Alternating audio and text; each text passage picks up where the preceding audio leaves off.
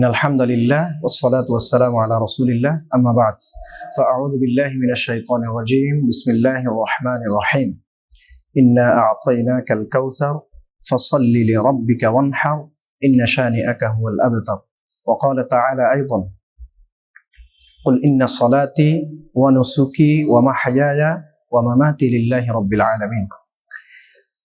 সম্মানিত দর্শক শ্রোতা, আপনারা যেখান থেকে দেখছেন আপনাদেরকে জানাচ্ছি আন্তরিক মোবারকবাদ। আজকে আমরা আমাদের মুসলিম উম্মার জন্য খুব গুরুত্বপূর্ণ একটি বিধান, কোরবানির বিধান, এই কোরবানির বিষয়ে আমরা কিছু কথা বলবো ইনশাআল্লাহ।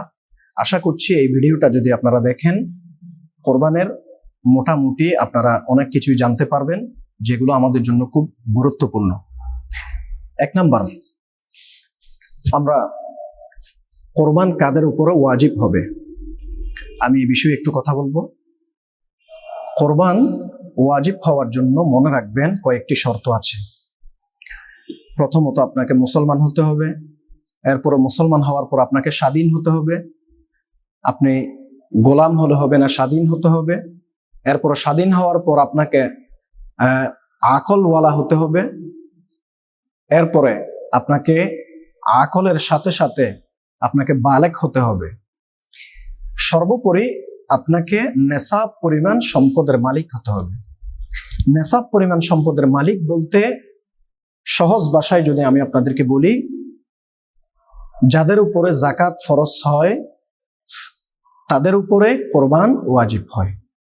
তবে পার্থক্য একটা, যাকাত ফরজ হওয়ার জন্য একটা শর্ত হচ্ছে আপনার সম্পদগুলো 1 বছর অতিবাহিত হতে হয়, কিন্তু কোরবানের জন্য আপনার সম্পদগুলো 1 বছর অতিবাহিত হওয়ার দরকার নেই, বরং 3 দিন, জিলহজ মাসের 10 তারিখ ফজর থেকে 11 তারিখ 12 তারিখ, তাহলে 3 দিন, 12 তারিখ সূর্যাস্তের আগ পর্যন্ত এই সময়ের মধ্যে কেউ যদি নেশাবের মালিক হয় তাহলে তার উপরে কোরবান ওয়াজিব হবে।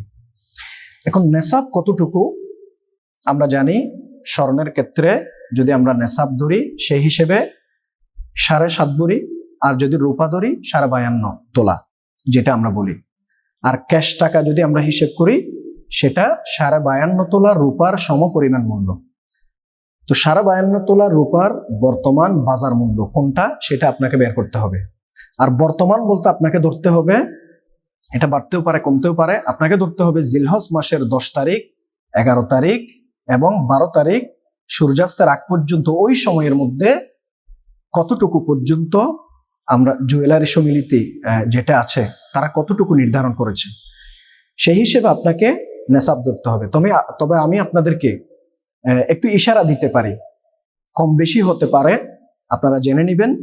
আমি ইশারা দিতে পারি, সেটা হচ্ছে কারো যদি 70 থেকে 80,000 টাকা মতো যদি ক্যাশ থাকে, অথবা কিছু রূপা, কিছু স্বর্ণ, কিছু ক্যাশ টাকা, ব্যাংক ব্যালেন্স, যাই হোক সব মিলিয়ে তার যদি 70 থেকে 80,000 টাকার মতো যদি থাকে তাহলে তার উপরে কোরবান ওয়াজিব হবে। কেননা 70 থেকে 80,000 টাকা আমি যেটা বললাম কম বেশি হতে পারে, এটা হচ্ছে 52.5 তোলা রূপার সমমূল্য বর্তমান বাজার মূল্য। তা আপনাকে সেই অনুযায়ী কোরবান করতে হবে। আর কেউ যদি এতগুলো শর্ত যেগুলো বললাম এগুলো পূরণ হওয়ার পরে কেউ যদি কোরবান না করেন তাহলে নবী করিম সাল্লাল্লাহু আলাইহি ওয়াসাল্লাম তার জন্য একটা হুঁশিয়ারি দিয়েছেন। তার জন্য হুঁশিয়ারি হচ্ছে, যার সামর্থ্য থাকা সত্ত্বেও কোরবান করবে না, নবী করিম সাল্লাল্লাহু আলাইহি ওয়াসাল্লাম বলেছেন সে যেন আমাদের ঈদগাহে না আসে। নাউজুবিল্লাহ। আবু হুরায়রা রাদিয়াল্লাহু আনহু হাদিস বর্ণনা করেছেন, নবী করিম সাল্লাল্লাহু আলাইহি ওয়াসাল্লাম ইরশাদ করেছেন, মান কানা লাহু সাআতুন ওয়া লাম ইউদহি ফালা ইয়াকরাবান্না মুসাল্লানা। সুনান ইবনে মাজার 3123 নম্বর হাদিসের মধ্যে নবী করিম সাল্লাল্লাহু আলাইহি ওয়াসাল্লাম স্পষ্ট ঘোষণা দিয়েছেন, মান কানা লাহু সাআতুন, যার সামর্থ্য আছে অথচ ওয়া লাম ইউদহি, সে কোরবানি করেনি, ফালা ইয়াকরাবান্না মুসাল্লানা, সে যেন আমাদের ঈদগাহে না আসে। তাহলে কত কঠিন কথা। এই জন্য আমি অনুরোধ করব, যাদের নেশাব পরিমাণ সম্পদের মালিক হয়েছেন যারা, আপনারা অবশ্যই আল্লাহর রাস্তায় কোরবানি করবেন ইনশাআল্লাহ। এরপরে আমি আপনাদেরকে বলবো, কোরবানি আমরা করি বা না করি, করতে পারি বা না পারি, দুই একটি আমল আমরা করার চেষ্টা করব। জিলহজের প্রথম 10 দিন, বিশেষত 13 দিন আমরা বলতে পারি আমরা কিছু আমল করতে পারি। নামাজ পড়তে পারি, কিয়ামুল লাইল বেশি বেশি, রোজা রাখতে পারি, জিকির আজকার করতে পারি। শেষ দিকে আবার তো আইয়াম তাশরিকের সময় আমাদেরকে বেশি বেশি জিকির আজকার কথাও এসেছে। বিশেষত পুরো 10 দিন বা 13 দিন যাই বলেন না কেন, এগুলোতে বেশি বেশি জিকির আজকারের কথা বলা হয়েছে। তো এর পাশাপাশি কিছু নফল আমল আমাদেরকে করতে হবে। যারা কোরবান করব অথবা করব না, আমাদেরকে সবাইকে এই আমলগুলো করা জরুরি। 1 নাম্বার, আমরা যেন চুল এবং নখ স্পর্শ না করি এই 10 দিনের মধ্যে। কারণ সহিহ মুসলিমের 5013 নম্বর হাদিসটা আমি আপনাদেরকে শোনাচ্ছি। নবী করিম সাল্লাল্লাহু আলাইহি ওয়াসাল্লামের একজন স্ত্রী হযরত উম্মে সালামা রাদিয়াল্লাহু তাআলা আনহা, তার বর্ণনায় হাদিসটা নবী করিম সাল্লাল্লাহু আলাইহি ওয়াসাল্লাম থেকে হাদিসটা বর্ণনা করেছেন। ইযা রাআইতুম হিলাল যিল হিজ্জাহ, নবী করিম সাল্লাল্লাহু আলাইহি ওয়াসাল্লাম ইরশাদ করেছেন, যখন তোমাদের কেউ জিলহজের চাঁদ যখন কেউ দেখবে, ওয়া আরাদা আহাদুকুম আন ইউদহিয়া ফালইউমসিক আন শা'রিহি ওয়া আযফারিহি। উম্মে সালামা রাদিয়াল্লাহু তাআলা আনহার বর্ণনায় নবী করিম সাল্লাল্লাহু আলাইহি ওয়াসাল্লাম ইরশাদ করেছেন, কেউ যদি জিলহজ মাসের চাঁদ দেখে তাহলে সে যেন তার চুল এবং নখ স্পর্শ না করে।